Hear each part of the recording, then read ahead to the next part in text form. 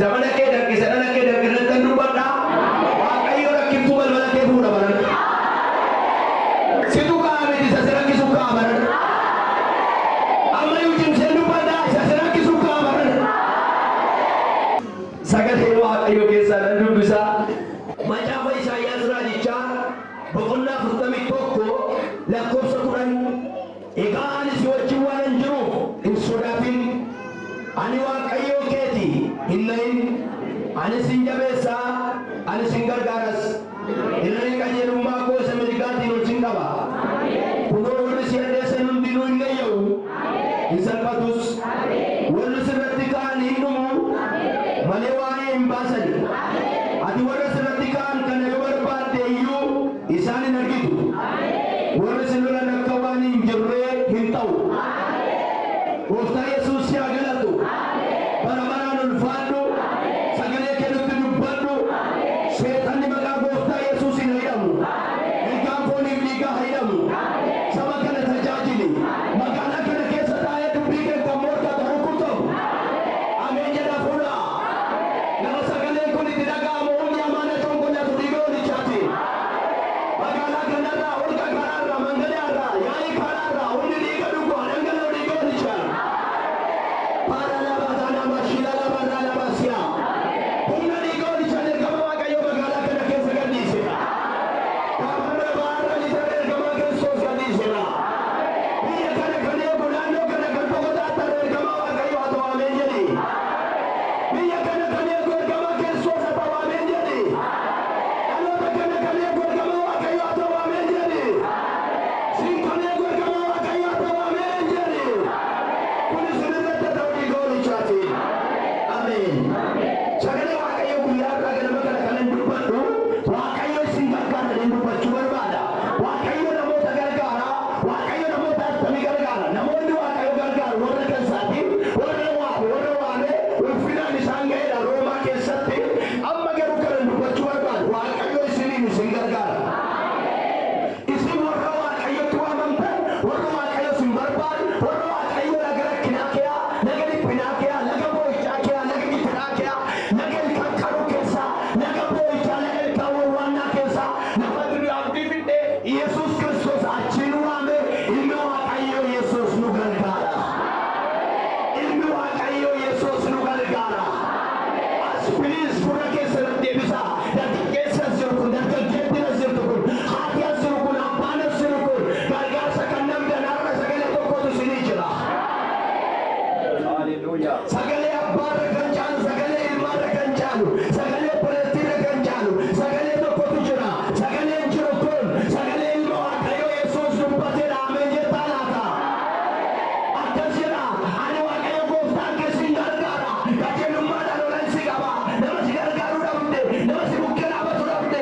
Amma garuu eenyu si gargaare?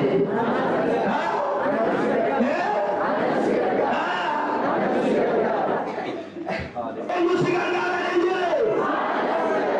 Yaa nama fira dhabdanii, yaa nama gargaarsa dhabdanii, yaa nama amantii dhabdanii, namoonni baay'ee fira isaanii abdatu, namni isaanii abdatu.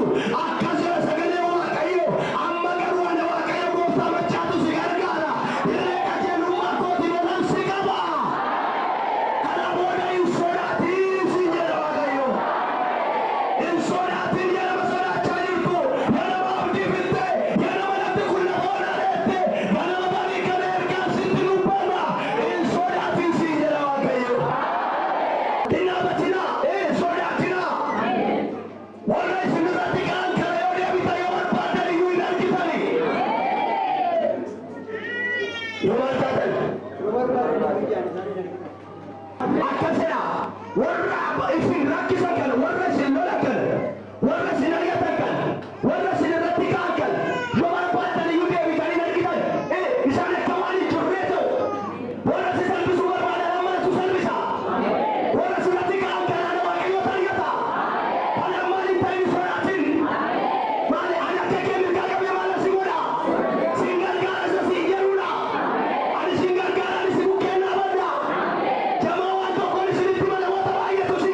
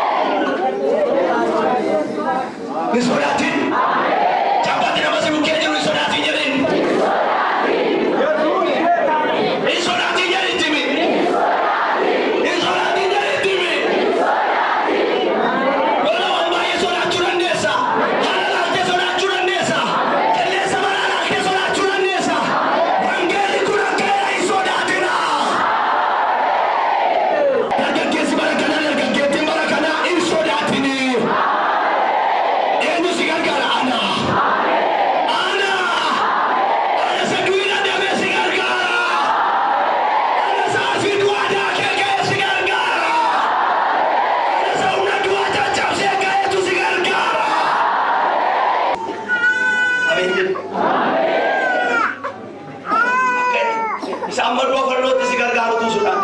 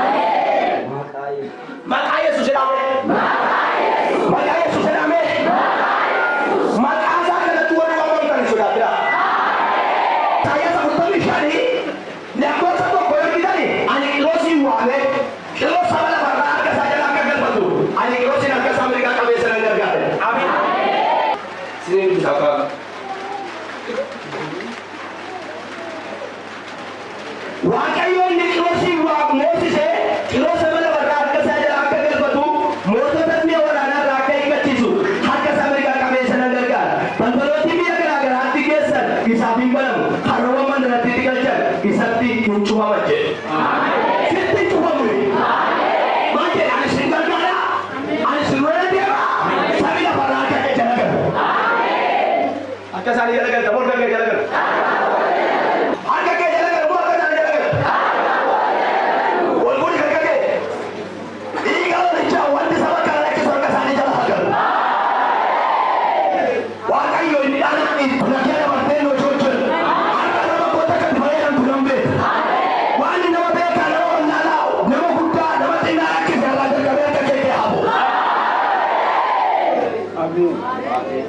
Amin jadi pun.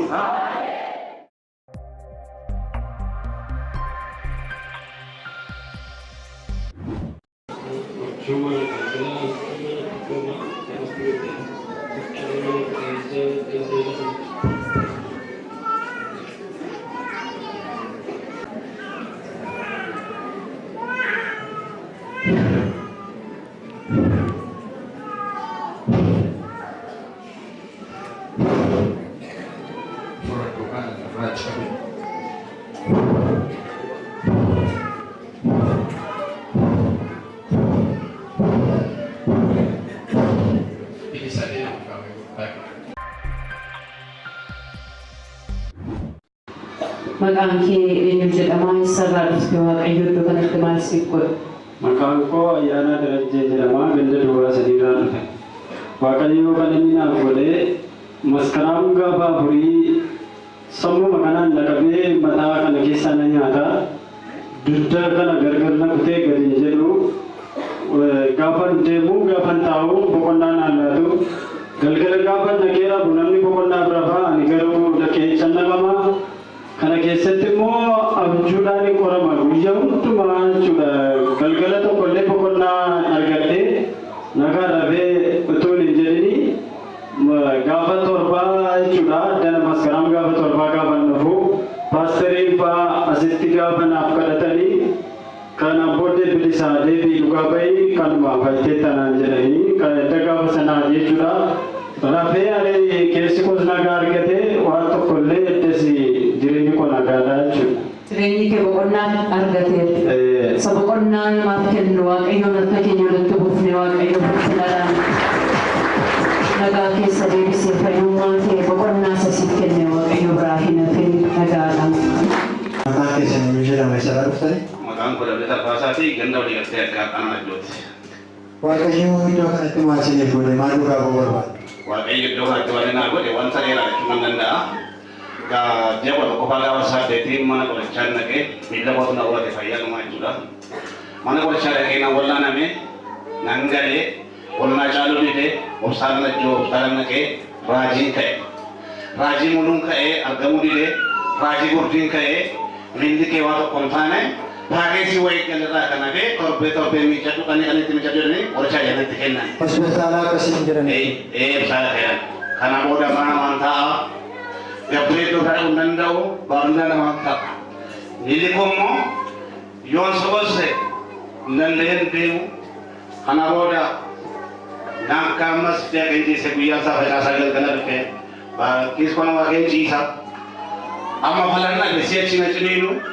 Amma sambu ko sitna nanya dari wanta tadi mari orang kan dum kis ko nama ke sisa iman nan gala sambula mide ko bhaye mide naman tau amma chi se yawa kayu je kal jawan na aru amma mide ko chi mo thanda la ta yawa kayu je ada ora wada kongo ne biasa robida mana ko jase na ko mara je banda rewan kai mana ta ke be ko isa pura sampe nanno be kana boda orang tu padu cara apa dapat taran, udah aku kau dede mah orang beran tu be, Yona mana tu sih kende, anjing apa kerana ini, anjing bila pun cuma beran apa sahaja te, kalau boda orang beran, udah aku nak kau dani, nak kerana dani, koreksi tu, bicara dengan kani, nama cuci dari nan, sekarang seru tu, apa sih kerana kita, kita ni kerana tu impai tahu ayo kita juga ada jalan ni, amen je impai, knowledge malah ni dia. Jimata sanuho nagar adani wamra ni yarta poshasi nawame poshasi vallese akati giran suta to sikharor sadi Waaqayyoo si gargaare jawat na jera nagar adani eta gawat jimata nagar adani Tanami ni kesa na chotu bara to kana fina mai sin ko badre anno cheto ko buti ko bimba ekama na ujel ka becha ye portora nambar yerosana chama wata dale cartoon ne suturtani Siapa di sana mana biar amat kaji le doa kan. Haleluya misalnya ko yar ko itu bahasa ni ko kalau bahasa juga Makanya kami nak ulah diundang lau Jona kau undan turre isakana orang uga ba lo hati kan nampai isakana ada apa tu syarram pue akan kiran situ kalu ya dan akan di nama teh jole ko budi balik bersih balik akan dia demo kali ya ko teman kali nak kau saja kali nak kau garu di zaman akan